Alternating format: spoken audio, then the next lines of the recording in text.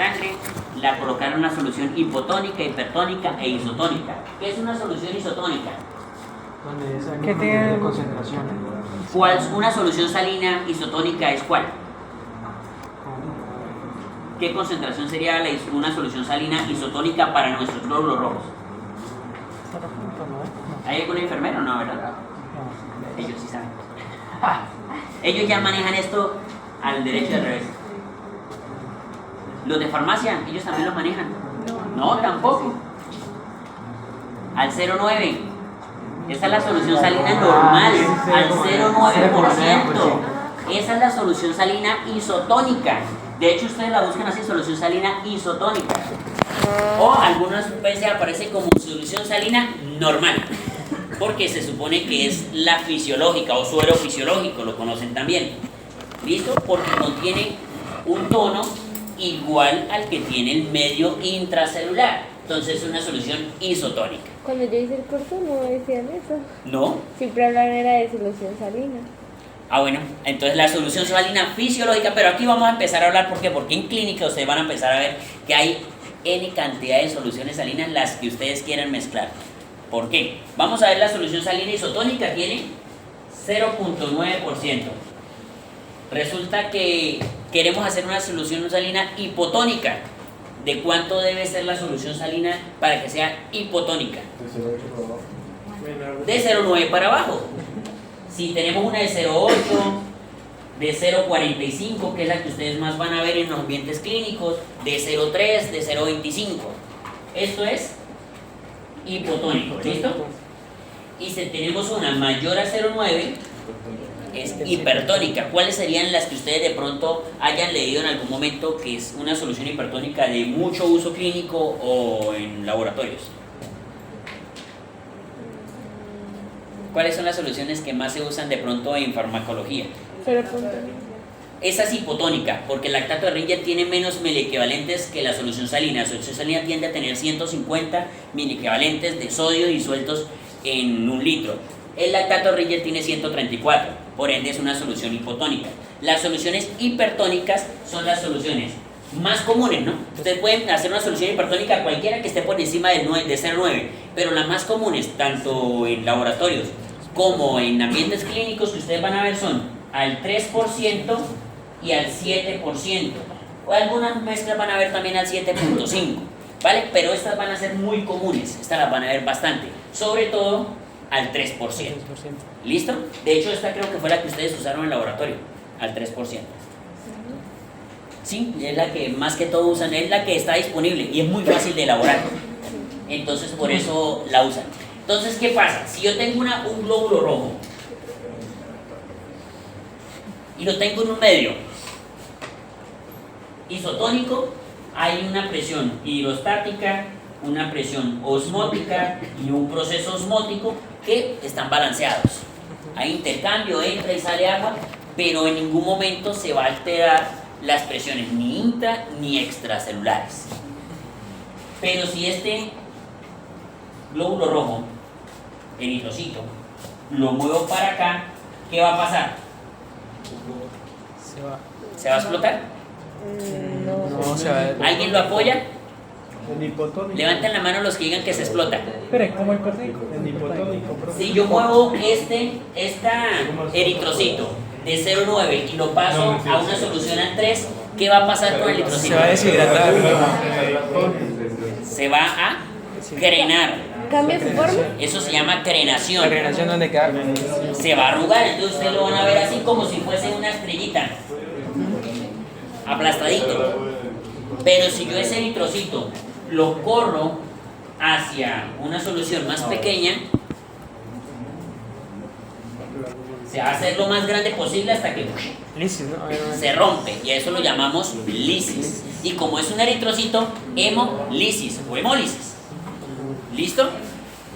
Entonces, el tono va a ser la capacidad que una solución tiene para modificar la estructura o la concentración de agua intracelular de, digamos, de una célula, valga la redundancia, la capacidad de agua que hay dentro de una célula, o sea, la capacidad de modificar la estructura a través del paso. Por eso lo vamos a ver nosotros como un medio isotónico, un medio hipotónico y un medio hipertónico, y tienen las capacidades de modificar completamente la estructura celular gracias a las presiones que acabamos de ver, a esas presiones hidrostáticas y obviamente a través del paso de agua del sitio de mayor concentración a menor concentración.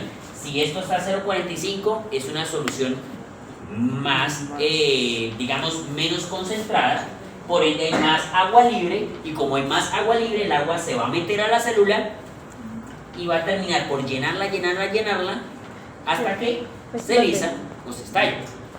En cambio, si está en una solución hipertónica como esta y tenemos menos agua libre, el agua por ósmosis va a tender a equilibrarse.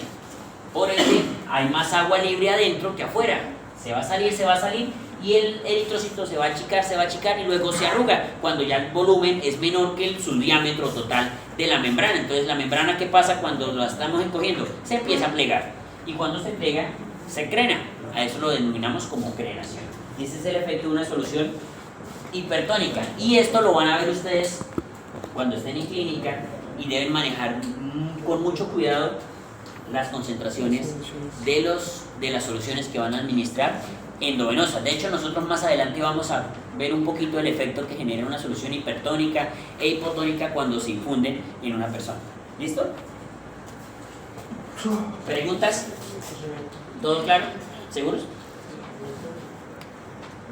Ahora sí vamos a ver lo que sería el transporte activo. Entonces, vimos ya un transporte pasivo. Va de mayor a menor concentración, no consume energía, fácil, económico.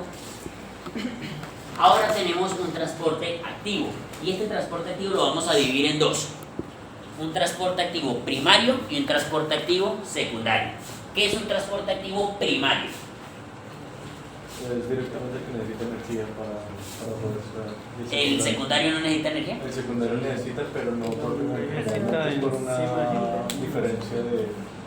El primario es el que genera el consumo directo de la energía, ¿vale? Ambos necesitan energía, pero el primario necesita que la estructura proteica consume directamente la energía para funcionar, ¿sí? Entonces, hay una estructura, una proteína, que para funcionar, para que llegue, y tenemos una proteína acá. Hagamos de cuenta, esto es una proteína. Aquí tiene uno y dos. Y tiene un sitio de unión donde llega el ATP. Esto sería un bosquejo muy básico de lo que sería una proteína. Cuando tenemos un transporte activo primario, la estructura proteica que va a generar el consumo de energía y a su vez va a dar el tráfico de un electrolito, va a degradar esa misma estructura, la molécula de ATP.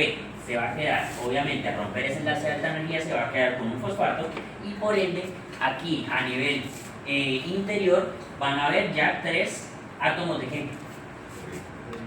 De sodio, que cuando se consume el átomo, cuando se degrada el enlace, van a salir, ¿cierto? Y cuando hay el cambio de configuración de que el sodio ya fue expulsado, se liberan estos espacios y aquí se unen 2 átomos de... Cuando se unen estos 2 átomos de potasio, hay otro cambio de configuración en la estructura que libera este fósforo. Cuando se libera este fósforo, se vuelve a dar un cambio de configuración de tal manera que vuelve a su estado inicial. El volver a ese estado inicial hace que esos potasios ingresan y el ciclo empieza nuevamente. Se libera el estado inicial permite que se adhieran nuevamente unos iones de sodio, se adhiere otra vez el fósforo por un enlace de alta energía que se rompe con un ATP que libera ADP y expulsa sodio, se configura para que se une el potasio y luego ingresa potasio. Entonces a esto lo vamos a conocer como una bomba de sodio, potasio, ATP, ASA. Y esa es la bomba de sodio y potasio, que es la estructura de transporte activo primario que más consumo de energía le representa a una estructura celular, consumiendo aproximadamente entre el 40 y el 50% de toda la energía que se genera a nivel intracelular. ¿Por qué? Porque de su funcionamiento prácticamente depende todo el funcionamiento del potencial de membrana, evidentemente, de la regulación térmica y el ingreso de elementos de mayor tamaño en contra de sus gradientes de concentración, porque resulta que esta bomba es la que ayuda a mantener el sodio extracelular muy alto y el potasio intracelular muy alto. ¿Para qué? Para que estando el sodio constantemente alto, la energía potencial que se genera con ese sodio va a salir ese sodio, y luego de que ese sodio que estaba acá sale, va a haber mucho sodio afuera, y ese sodio va a ingresar por otro canal, en este caso por otra estructura, por un transportador, y aprovechando que ese sodio ingresa, hay dos opciones: o ese sodio, este transportador aprovecha para ingresar una molécula de un aminoácido o de cualquier otra estructura en contra de su gradiente de concentración y a favor del gradiente de concentración del sodio, o al revés, saca algo en contra de su gradiente de concentración usando la energía potencial que el sodio tiene al ingreso. Y eso es lo que vamos a conocer como un transporte activo secundario. Aprovechando la energía de ¿qué? La energía que ya se consumió acá. Como se consumió energía acá, se gastó recurso para sacarlo, y por ende, como consecuencia, el sodio afuera se mantiene alto, consecuencia de la energía que ya se gastó para mantenerlo elevado. Por ende, al elevar ese sodio, vamos a crear una energía potencial, que esa energía potencial se libera en el momento en el que hay una permeabilidad por cualquier lado, y por ende el sodio va a buscar ingresar de nuevo a la célula. Y como va a ingresar, aprovechando esa energía cinética que genera el potencial o el gradiente que hay entre un sodio extra y un sodio intracelular muy bajito, va a meter o va a sacar cualquier otro componente, dígase aminoácidos, de hecho ahí están graficados, no, ahí, aminoácidos, glucosa, cualquier molécula de desecho que deba ser eliminada. De hecho, cuando veamos equilibrio de pH, vamos a ver cómo se usa también para bombear protones, para bombear hidrógenos, ese tipo de intercambiador, ¿vale? Entonces va a ser importante cuando usted lo vea. Entonces, aquí vienen dos definiciones. Si esa energía potencial que yo usé del sodio para ingresar de nuevo a la célula, ingresa el sodio junto con una molécula o con una estructura, a eso lo vamos a llamar symporter o cotransportador. ¿Listo? Un cotransportador o un symporter, ¿vale? Si al contrario, esa energía del sodio para ingresar, lo que hace la estructura, el transportador en este momento, es usar esa energía para sacar un elemento en contra de su gradiente de concentración, de tal manera que por ende el sodio ingresa y el otro elemento va a salir, van en contrasentido. A eso lo vamos a llamar contratransportador o antiporter. ¿Listo? O un antiportador y un symportador, ¿vale? Para que lo tengan en cuenta de que esos son los dos tipos de transporte o los dos tipos de transportadores activos secundarios que nosotros vamos a encontrar. Y la única diferencia es si la estructura que entra o que es transportada usando la energía potencial del sodio, o ingresa junto al sodio o sale en contrasentido al sodio. Entonces, como esta sale, sería antiporter, y si entra, symporter. ¿Listo? ¿Preguntas? ¿Sí? ¿Se confundió esta parte o fue suficientemente claro? Pregunten ahora. O callen en el parcial. Podría decirse que. ¿Cómo? Sí. ¿Cómo a repetir? Profesor, Pero todo el pedazo ahí. Desde el inicio. Desde el inicio de la clase. No, desde que estoy este pedazo. profesor, feliz. Claro. Energía potencial. Movimiento. O bueno, no el movimiento como tal, sino la energía adyacente a ese Que movimiento. se puede llegar a liberar en un momento dado. Es decir, el marcador aquí tiene una energía potencial. Para liberar la energía hay que dejarlo caer. En ese momento el sodio está como este marcador, está alto, tiene un gradiente de concentración afuera altísimo de 145 en su nivel máximo. Aquí está el sodio. Y e intracelular tenemos un gradiente bajísimo de 10. Esta es la membrana. Un sodio 145, 10 miliequivalentes por litro. 10 miliequivalentes por litro. ¿Listo? El sodio está como de marcador. Tiene una energía potencial ahí guardada. ¿Que se puede usar? Sí, porque por lo menos, ¿qué sistema conocen ustedes que usen energía potencial para algo que se produce y que ustedes usan diariamente para recargar los celulares? Las baterías de litio.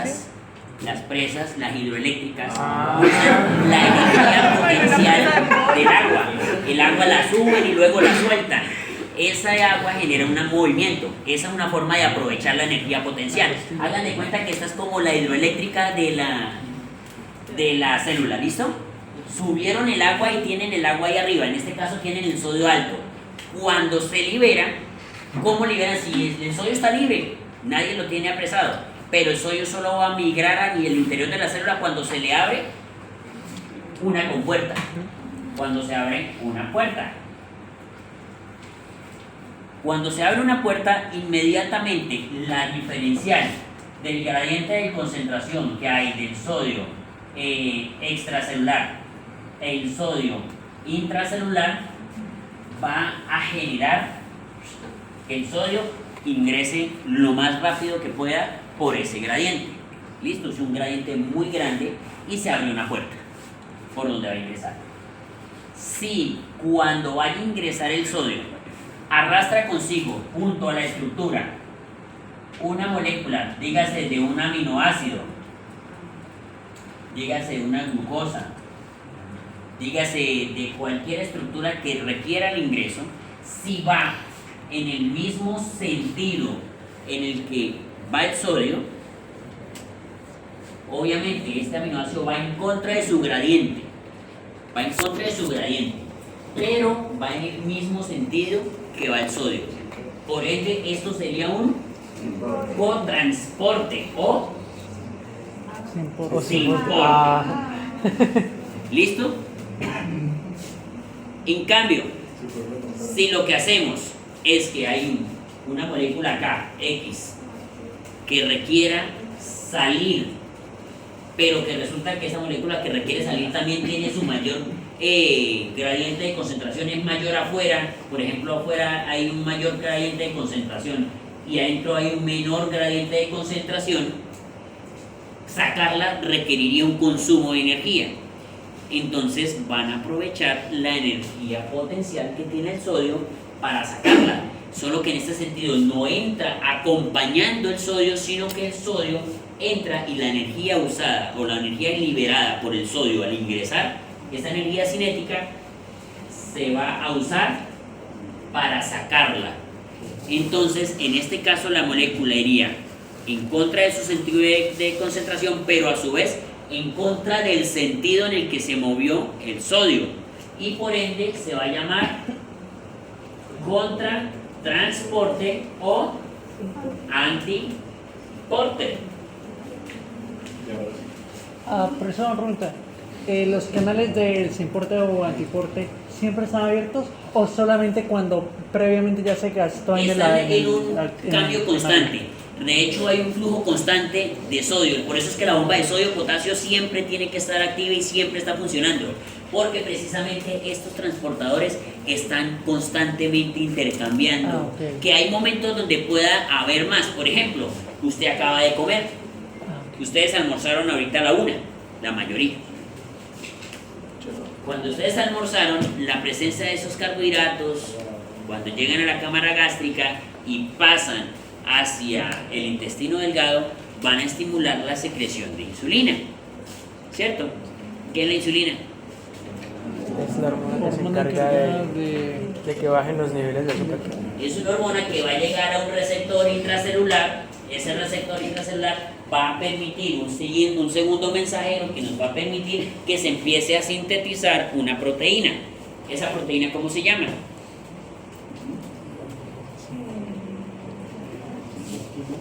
La glu. Los GLUC. Esos GLUC van a irse y se van a pegar a la membrana. Y por ende, muchos de esos, de hecho, si ustedes lo miran aquí, hay transportadores que simplemente van a favor de su gradiente de concentración y meten glucosa, pero hay otros en donde la glucosa va a entrar aprovechando ese gradiente o esa energía potencial del sodio. Entonces lo que está haciendo la insulina es aumentar la cantidad de proteínas que puedan transportar glucosa, y tan pronto bajan los niveles de insulina, vuelven y descienden los GLUC. ¿Vale? Entonces lo que está generando es que en cuestión de minutos se sinteticen más proteínas para que ingrese más carbohidratos. Y luego, cuando ya los niveles de carbohidratos mejoran, pues esas proteínas nuevamente se invaginan, se degradan o se reciclan.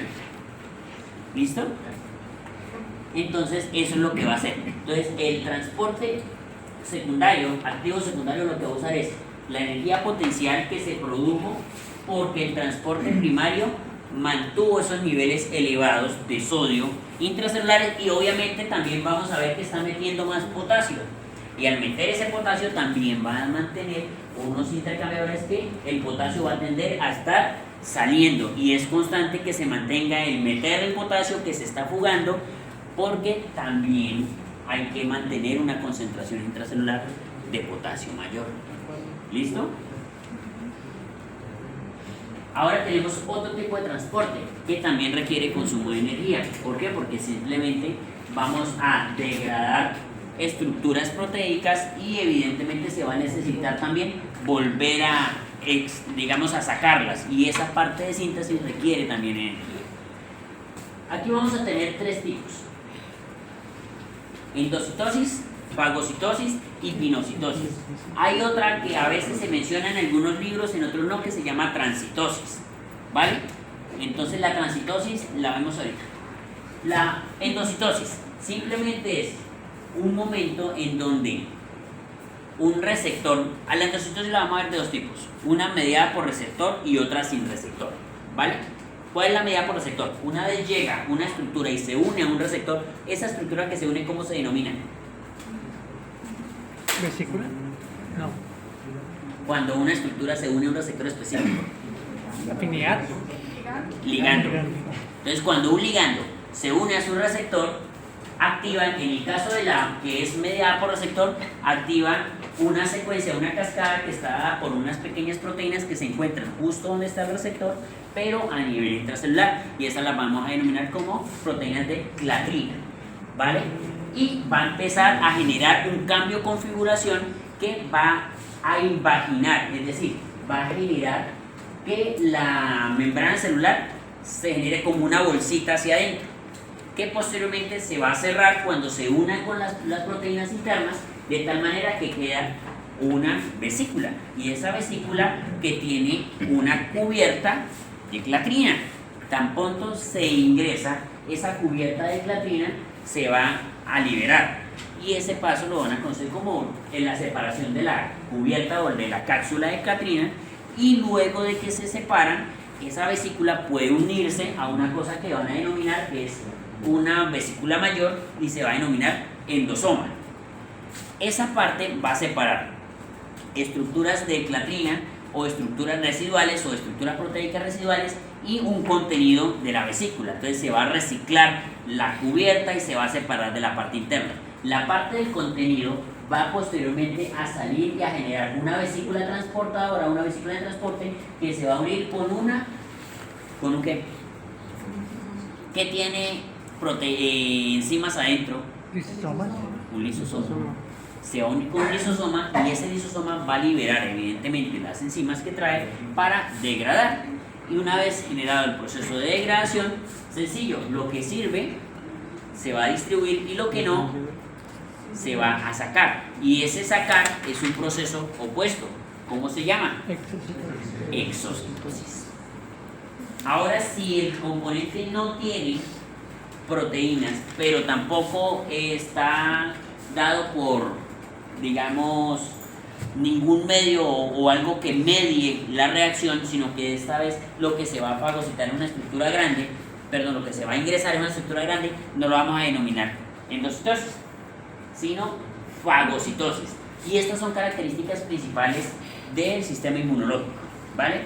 Cuando ustedes vayan en el sistema inmunológico, de hecho también lo vamos a ver nosotros en un capítulo, en el sistema inmunológico vamos a denominar dos células principales, los neutrófilos y los macrófagos, ¿vale? Que van a tener esa capacidad de digerir estructuras completas, inclusive bacterianas, virales, parasitarias, que las ingresa y hace un proceso exactamente igual, exceptuando pues la parte de la cápsula o la parte de la separación de las moléculas de clatrina, sino que simplemente pasa directamente a un proceso de endocitosis en donde posteriormente se va a degradar, y si hay algo funcional o que la célula utiliza, lo va a distribuir, o de lo contrario lo puede sacar de la célula por exocitosis o lo puede simplemente mantener adentro, y a veces eso lo vamos a conocer como unos cuerpos residuales, que son cuerpos que van a quedar ahí adentro, depósitos de la célula. ¿Listo? Y cuando el componente que vamos nosotros a transportar es líquido, vuelve y pasa lo mismo, solamente que cuando el componente líquido no lo llamamos endocitosis, sino pinocitosis. El proceso de transitosis que les mencionaba, lo mencionan en algunos libros, el proceso de transitosis es cuando un componente ingresa en la célula en un lado, pero ese componente no se metaboliza ni nada, sino que simplemente atraviesa hacia el otro lado. Entonces, hace endocitosis y luego es trasladado hasta el otro lado y hay exocitosis, ¿vale? Eso se ve más que todo a nivel placentario y a nivel del tisular, a nivel del endotelio vascular. ¿Listo? Que se ven en algunos cambios. O inclusive lo mencionan que podría ser comparable con el proceso que se genera cuando vimos el momento mediano, que es muy parecido, en donde el momento mediano simplemente ingresaba una vesícula de un lado y simplemente pasaba, no se metabolizaba nada, sino que se excretaba en el otro lado, de tal manera que lo que hace es prolongar un lado de la membrana y acorta el otro lado. ¿Listo? Pero ese es un proceso de transporte en este caso, cuando lo estamos mencionando en este momento, porque la célula no se moviliza, sino que simplemente está transportando sustancias de un lado al otro. ¿Preguntas?